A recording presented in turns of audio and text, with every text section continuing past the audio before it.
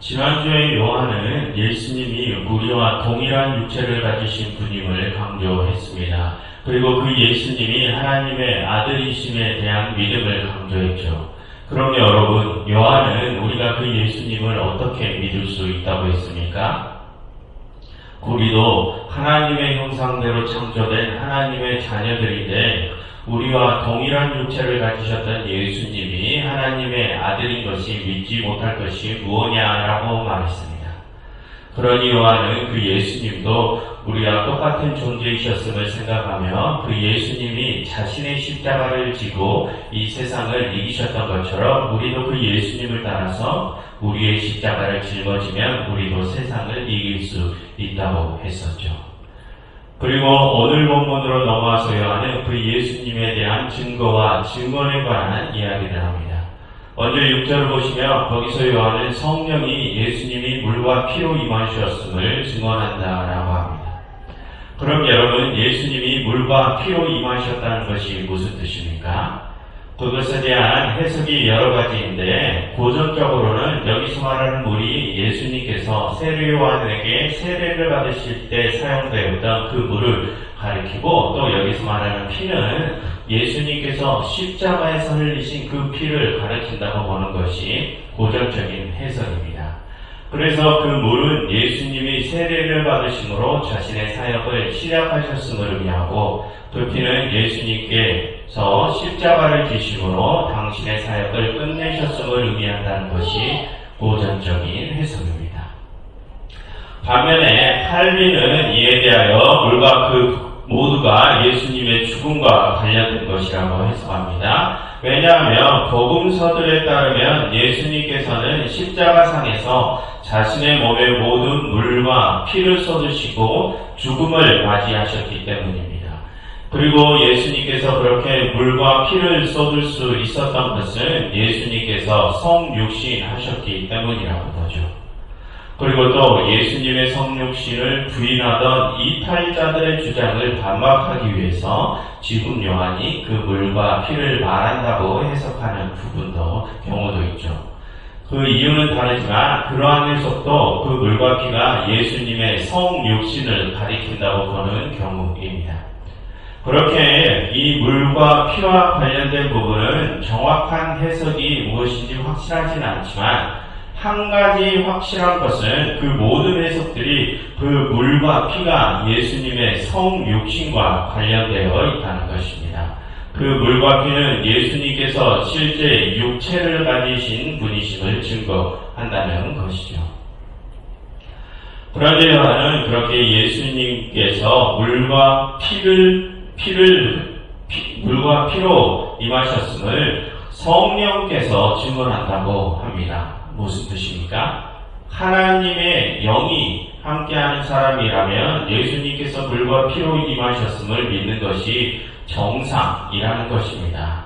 예수님의 성육신을 믿지 않는 자는 하나님의 영이 아니라 적 그리스도의 영이 함께하는 자들이라는 것이죠. 그래서 다음 7절과 8절을 보시면 증언하는 이가 셋이 있으니 성령과 물과 피라, 또한 이 셋은 합하여 하나이다 라고 요한이 말하죠. 여기서 요한은 그 셋이 하나임을 강조합니다. 여러분, 방금도 살펴보았지만 물과 피는 예수님의 육신을 가리킵니다. 그럼 성령은 무엇을 가리킵니까? 예수님의 영을 가리키죠. 그러니 예수님의 영과 예수님의 육신은 하나라는 것입니다. 그리고 그 예수님의 영은 또 하나님의 영과도 같죠. 그러니 그 하나님의 영을 받은 사람은 당연히 예수님이 육신으로 오셨음을 누가 말해주지 않아도 안다는 것입니다. 그리고 다음 구절을 보시면 만일 우리가 사람들의 증언을 받을진대 하나님의 증거는 더욱 크도다라고 하죠. 여기서 요한은 예수님에 대한 사람들의 증언과 하나님의 증언을 나눕니다. 그럼 여러분, 사람들은 예수님에 대하여 어떤 증언을 합니까? 사람들은 자신들이 본 예수님의 사역에 대하여 증언하죠. 그 증언들이 마태, 마가, 누가, 요한복음서와 같은 것들입니다. 그럼 하나님께서는 예수님에 대하여 무엇을 증언하십니까?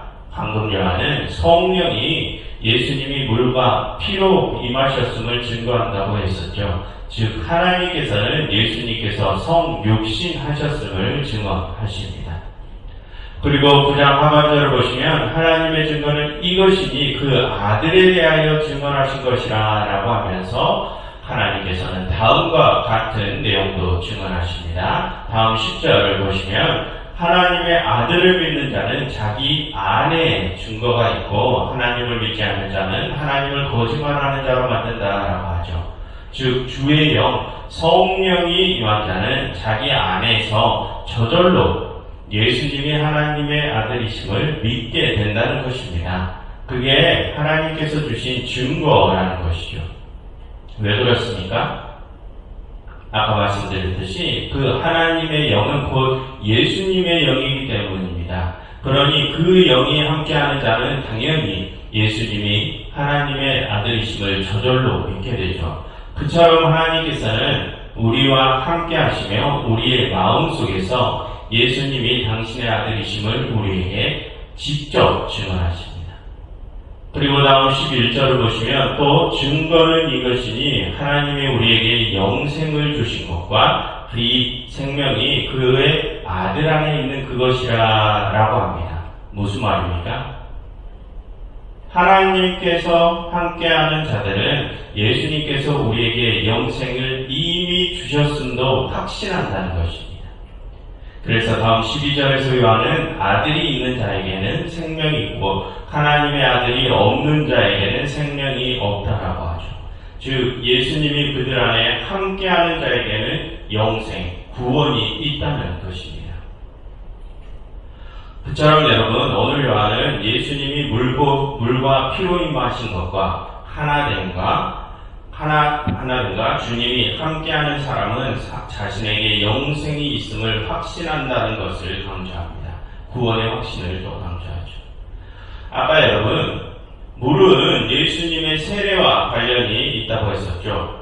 여러분 그 세례는 성례전입니다. 그럼 여러분 우리는 그 세례를 받았을 때 무엇을 고백했습니까? 하나님이 우리의 아버지이심과 예수님이 하나님의 아들이심을 고백했죠. 그럼으로써 우리는 하나님의 자녀로서 받아들여지고 그 아들 예수님과 하나가 되어서 그리스도인으로 살아가게 됩니다.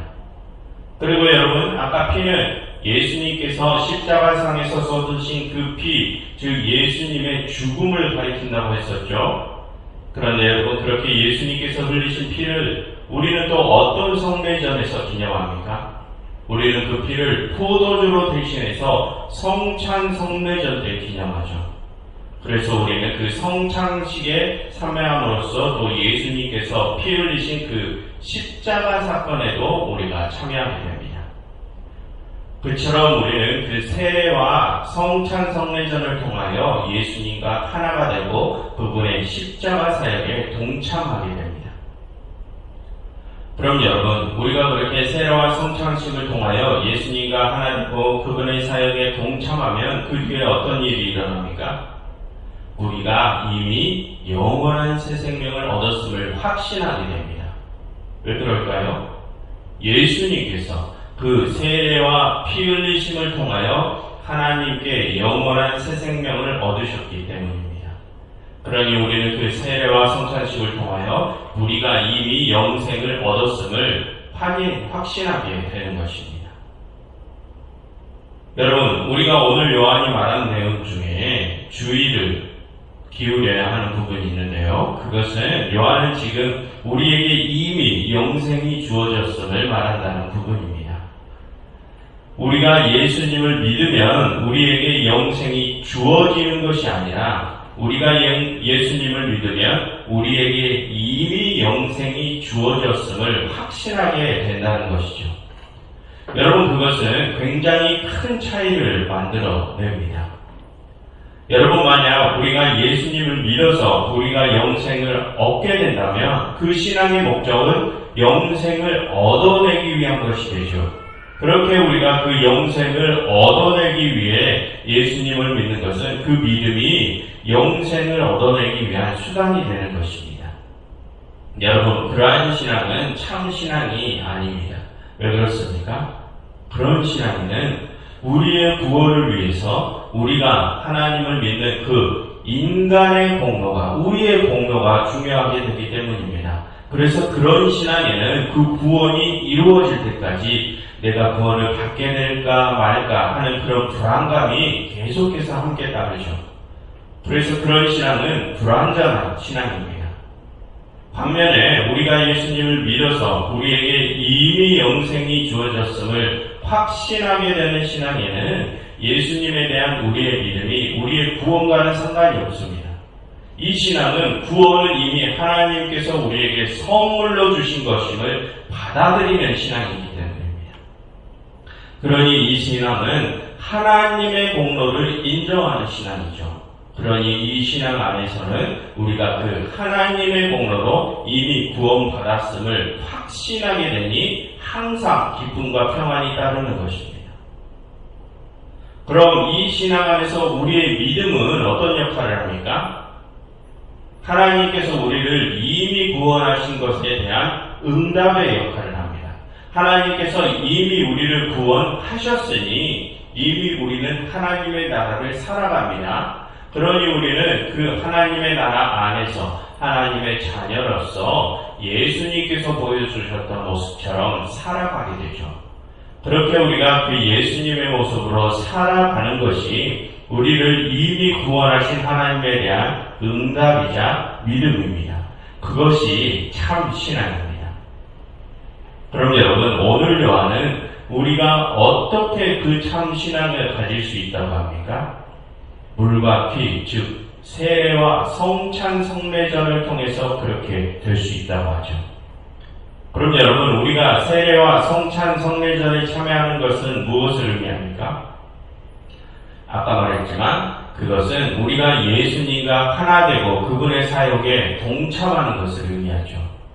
그래서 요한은 만약 너희에게 이미 영생이 주어졌음을 확신하고 싶다면 예수님이 감당하셨던 그 사역에 너희도 동참하라 라고 말하고 싶었던 것입니다. 그러니 여러분들께서도 만약 그 구원의 확신을 얻고 싶으시다면 예수님께서 하셨던 그 십자가 사역에 동참하시기를 바랍니다. 여러분, 예수님께서 하셨던 그 십자가의 일이 지금 우리의 눈에는 험한 가시밭길처럼 보일지 모릅니다. 그러나 여러분, 하나님께서는 말씀하십니다. 지금 너희가 두려워하는 그 길에 온전한 기쁨과 평안과 영원한 생명이 있다고 하십니다. 그러니 여러분, 두려움을 떨쳐버리시고 예수님의 길을 따라서 그 십자가로의 여정에 참여하심으로 그 십자가의 길 위에서 온전한 기쁨과 평안과 영원한 생명을 누리시기를 간절히 바랍니다. 여러분, 이 시간 이렇게 함께 기도하며 주겠습니다. 하나님, 이 시간 저희에게 용기와 힘을 주셔서 저희가 예수님께서 감당하셨던 그 십자가 사역에 동참하게 해주세요. 그래서 저희가 그 예수님과 하나 되어 그분의 품 안에서 영원한 생명에 대한 확신을 갖게 해주세요 라고 함께 기도하면 좋겠습니다.